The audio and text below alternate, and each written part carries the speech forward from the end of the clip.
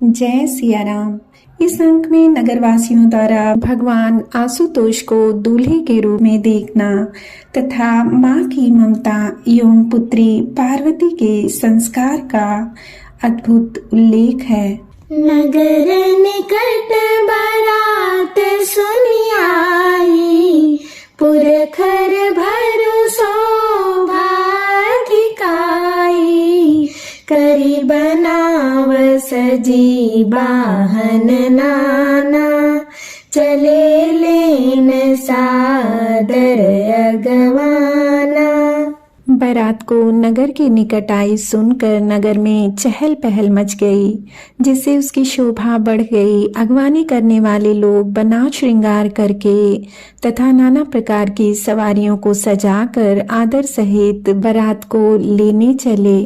हर्ष सुर सेन निहारी, हरि देखी अति भय सुखारी, शिव समाज जब देखन लागे, बिडरी चले बाहन सब भागे। देवताओं के समाज को देखकर सब मन में प्रसन्न हुए और विष्णु भगवान को देखकर तो बहुत ही सुखी हुए, किंतु जब शिव जी के दल को देखने लगे तब तो उनके सब वाहन सवारियों के हाथी घोड़े रथ के बैल आदि डरकर भाग चले। धरि धीरज तहाँ रहे सयाने, बालक सब लय जीव पराने, गए भवन पूछहि पितु माता, कहहि बचन भय कंपित गाता। कुछ बड़ी उम्र के समझदार लोग धीरज धरकर वहां डटे रहे। लड़के तो सब अपने प्राण लेकर भागे। घर पहुंचने पर जब माता पिता पूछते हैं तब वे भय से कांपते हुए शरीर से ऐसा वचन कहते हैं, कहीं काह कही जाई न बाता, जम कर धार की धाम बरियाता, बरु बौराह बसह सवारा, ब्याल कपाल विभूषण छारा। क्या कहें, कोई बात कही नहीं जाती। यह बारात है या यमराज की सेना। दूल्हा पागल है और बैल पर सवार है, सांप कपाल और राख ही उसके गहने हैं। तन छार ब्याल कपाल भूषण, नगन जटिल भयंकरा, संग भूत प्रेत पिशाच जोगिन, बिकट मुख रजनी चरा। जो जियत रही बारात देखत, पुण्य बढ़ते ही कर सही, देखी सो माँ बाहु घर घर बात, असिलरी कन कही। दूल्हे के शरीर पर राख लगी है, सांप और कपाल के गहने हैं। वह नंगा जटाधारी और भयंकर है। उसके साथ भयानक मुख वाले भूत प्रेत पिशाच योगिनियां और राक्षस हैं। जो बारात को देखकर जीता बचेगा, सचमुच उसके बड़े ही पुण्य हैं और वही पार्वती का विवाह देखेगा।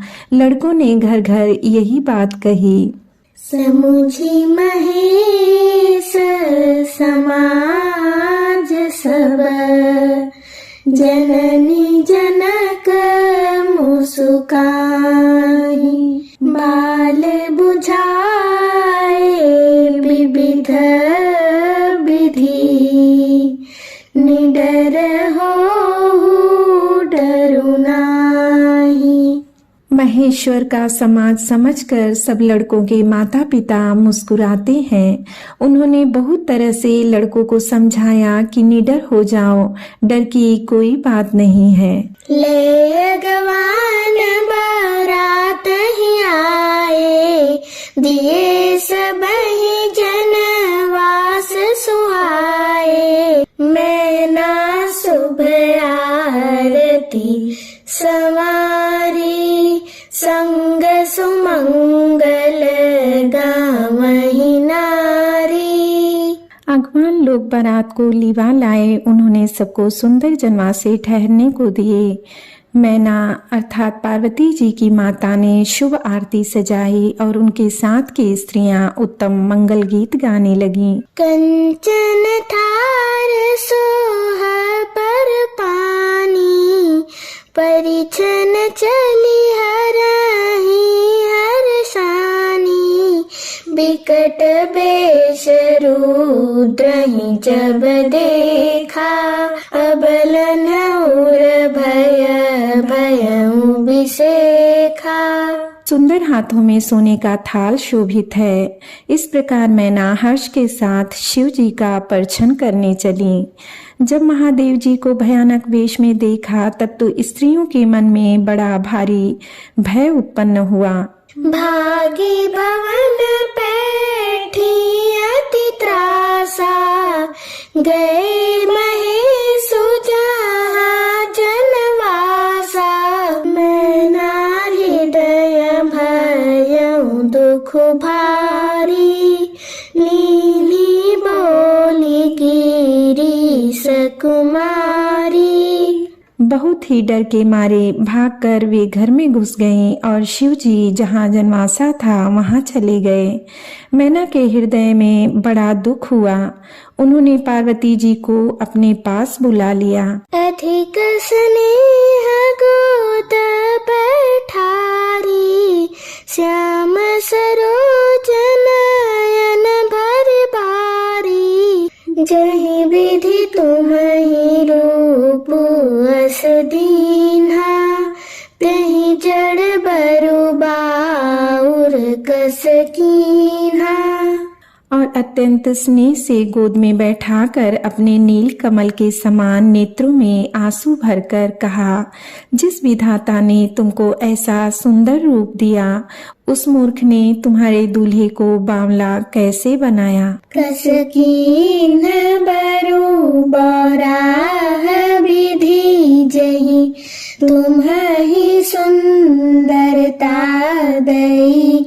जो फलु चाहिए सुर तरुहि सो, बरबस बबू रहि लागई। तुम सहित गिरित गिरो पावक, जरो जल निधि महु परो। घर जाओ अपजसु हो जग, जीवत विबाहु न हो करो। जिस विधाता ने तुमको सुंदरता दी, उसने तुम्हारे लिए वर बावला कैसे बनाया। जो फल कल्प वृक्ष में लगना चाहिए वह जबरदस्ती बबूल में लग रहा है। मैं तुम्हें लेकर पहाड़ से गिर पड़ूंगी, आग में जल जाऊंगी या समुद्र में कूद पड़ूंगी। चाहे घर उजड़ जाए और संसार में अपकीर्ति फैल जाए, पर जीते जी मैं इस बावले वर से तुम्हारा विवाह ना करूंगी। भई बिकल अबला सकल, दुखित देखी गिरि नारी। करी बिलाप रोदती बदती, सुता स्नेहु संभारी। हिमाचल की स्त्री मैना को दुखी देखकर सारी स्त्रियां व्याकुल हो गईं। मैना अपनी कन्या के स्नेह को याद करके विलाप करती, रोती और कहती थी, नारद कर मैं काह बिगारा, भवनु मोर जिन बसत उजारा। अस उपदेशु महि जिन दीन्हा, बौरे बरहि लागी तपु कीन्हा। मैंने नारद का क्या बिगाड़ा था, जिन्होंने मेरा बसता हुआ घर उजाड़ दिया और जिन्होंने पार्वती को ऐसा उपदेश दिया कि जिससे उसने बावले वर के लिए तप किया। साचे हूँ के मोहन माया, उदासीन धनु धाम न जाया। पर घर घालक लाजन भीरा, बा समझे कि जान प्रसव कै पीरा।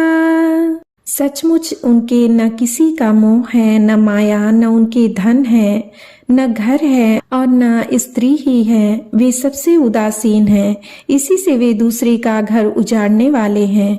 उन्हें न किसी की लाज है, न डर है। भला बांझ स्त्री प्रसव की पीड़ा को क्या जाने।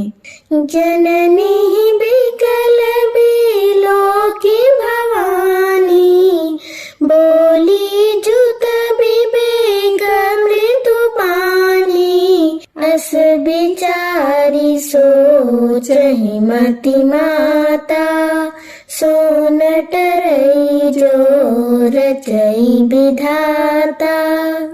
माता को विकल देखकर पार्वती जी विवेक युक्त कोमल वाणी से बोली, हे माता, जो विधाता रच देते हैं वह टलता नहीं। ऐसा विचार कर तुम सोच मत करो।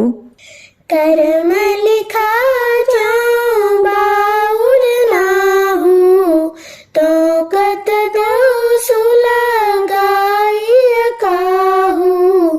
तुम सन मिटहि की विधि के अंका, मातु व्यर्थ जनी लेहु कलंका।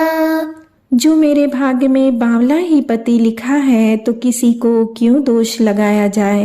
हे माता, क्या विधाता के अंक तुमसे मिट सकते हैं। वृथा कलंक का टीका मत लो। जनि लेहु मातु कलंको करुणा, परिहरहु अवसर नहीं। दुख सुख जो लिखा लीलार हमरे, जाब जहाँ पाउब तहीं। सुनियु माँ बचन विनीत कोमल, सकल अबला सोचहि। बहुभांति विधि लगाई दूषण, नयन बारिदि मोचहि। हे माता, कलंक मत लो, रोना छोड़ो। यह अवसर विषाद करने का नहीं है। मेरे भाग्य में जो दुख सुख लिखा है उसे मैं जहाँ जाऊंगी वहीं पाऊंगी। पार्वती जी के ऐसे विनय भरे कोमल वचन सुनकर सारी स्त्रियां सोच करने लगीं और भांति भांति से विधाता को दोष देकर आंखों से आंसू बहाने लगीं। तेहि अवसर नारद सहित, अरु ऋषि सप्त समेत।